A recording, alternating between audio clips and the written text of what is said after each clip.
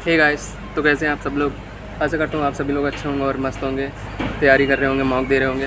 तो गाइस बात करते हैं मेरा पेपर। आज मेरा फर्स्ट शिफ्ट था 9 तारीख को, तो जो कि अच्छा था, पीआईपी बेस्ड था। अब जो भी मतलब कोई चीज़ भी नहीं पूछी इसने। और जो कि मैं बात करूँ जीके की, तो जीके भी प्रीवियस ईयर था। आप अगर अच्छे से लगा रहे हैं पीआईक्यू मॉक्स तो बहुत अच्छा है। और जीके में एक 2021 का करंट अफेयर था, जो कि उसमें पूछा हुआ था कि मोदी से रिलेटेड था कि 2021 में कोई लिस्ट थी, उसमें फेमस कौन था, तो उसमें मोदी का आंसर था, तो मैंने मोदी लगाया हुआ था। और एंशिएंट हिस्ट्री से थे 2-3 क्वेश्चन। एक रुद्रदामन का था, उन्होंने उसका कोई लेक थी, सुदर्शन लेक थी, उसका पुनर्निर्माण करवाया था, मतलब रिपेयर करवाया था। और फिर एक क्वेश्चन था महेंद्र वर्मन प्रथम, जो कि कौन सी डायनेस्टी से थे, ये पूछा था। और एक दो मतलब 3-4 क्वेश्चन आपके हिस्ट्री से मिल जा रहे हैं, आराम से आप कर लेंगे। और एक आर्टिकल से क्वेश्चन था कि कौन मतलब जैसे 32 का आर्टिकल कहता है, इसमें रिट्स होती हैं, 5 रिट्स होती हैं, सुप्रीम कोर्ट जारी करता है। तो वो पूछा था हाई कोर्ट के लिए कि हाई कोर्ट में कौन सा वो आर्टिकल होता है, तो उसका आंसर 226 था, आपने पढ़ा होगा।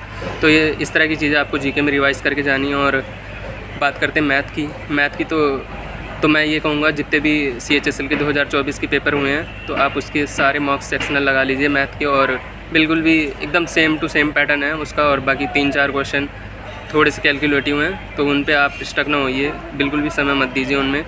मतलब पहले स्टेप में, पहले गो में तो आपको देना ही नहीं है समय, क्योंकि समय खा जाएंगे। अगर आप स्टक हुए तो आपका काफ़ी समय खा जाएंगे और आपका पेपर ख़राब भी हो सकता है। तो उन 3-4 क्वेश्चन को आप बाद में अटेम्प्ट करिएगा, मेरी माने तो।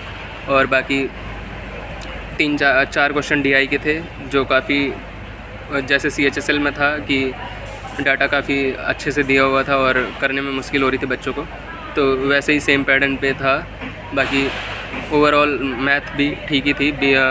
18-19 क्वेश्चन आराम से आप कर सकते हैं, इजी थे। और बाकी बात करें रीजनिंग की, तो रीजनिंग काफ़ी इजी थी, इसमें कैलेंडर वगैरह नहीं पूछा हुआ था इस शिफ्ट में, मेरी शिफ्ट में। बाकी आगे की शिफ्ट में पूछ ले तो वो मुझे पता नहीं। तो रीजनिंग भी आप आराम से कर लेंगे। 1-2 क्वेश्चन हो सकता है सीरीज़ में फंस जाएँ, तो उसकी कोई बात नहीं, एक 2 क्वेश्चन छूट जाए तो कोई बात नहीं। पर ओवरऑल रीजनिंग भी काफ़ी इजी थी। और बात करें इंग्लिश की, तो इंग्लिश थोड़ी सी मॉडरेट कर सकते हैं आपकी। क्लोज टेस्ट में काफ़ी ज़्यादा मतलब क्लोज ऑप्शन थे कि जैसे नेवरदलेस हो गया, मोर ओवर हो गया, देयरफॉर हो गया। तो ये तीनों-चारों ऑप्शन काफ़ी दिए हुए थे, काफ़ी ऑप्शन में, तो उसमें कन्फ्यूज़न हो रही थी कि कौन सा चूज़ करूं। तो आप देख लीजिएगा अपने हिसाब से कि कैसे करना है। और इंग्लिश भी आप ठीक ही ठाक कह सकते हैं, वो क्या प्रीवियस ईयर की आ रही हैं, तो आप रिवाइज़ करके जाइएगा अच्छे से। जो भी आपने पढ़ा है मोर देन सफिशिएंट है। और बाकी आपको कुछ करना नहीं है।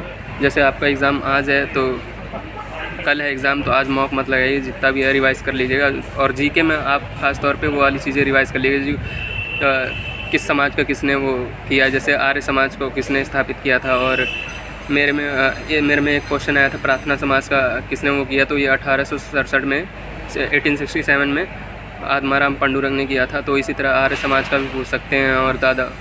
और जैसे विवेकानंद स्वामी ने आत्मीय सभा का, ऐसी चीज़ें जीके में पूछ रहा है, तो आप आराम से देख के जाइएगा।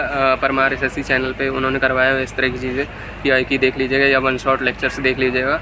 और एंशिएंट हिस्ट्री से 3-4 क्वेश्चन थे, आप एंशिएंट हिस्ट्री पढ़ के जाइएगा, उसमें से 3-4 क्वेश्चन आपको मिल सकते हैं। अब मेरी शिफ्ट में तो मिल गए हैं, लेकिन आगे वाली शिफ्ट में मिले कि ना मिले तो वो मैं नहीं बता सकता। पर हिस्ट्री से क्वेश्चन आ रहे हैं, आप पढ़ के जाइएगा। और जिनका भी 1 हफ्ते बाद है या 3-4 दिन बाद है, तो आप रोज़ PYQ मॉक्स लगाइए, बिल्कुल भी एकदम PYQ बेस्ड ही पेपर आ रहा है। बाकी अब आगे चेंज हो जाए तो उसका कुछ कहा नहीं जा सकता है, SSC कुछ भी कर सकती है। तो थैंक यू गाइस, आज की वीडियो यहीं तक। और आशा करता हूँ आप सब लोग अच्छे से तैयारी कर रहे होंगे। और मेरे चैनल पर नया हो तो मेरे चैनल को सब्सक्राइब कर दीजिएगा। और thank you guys, bye bye.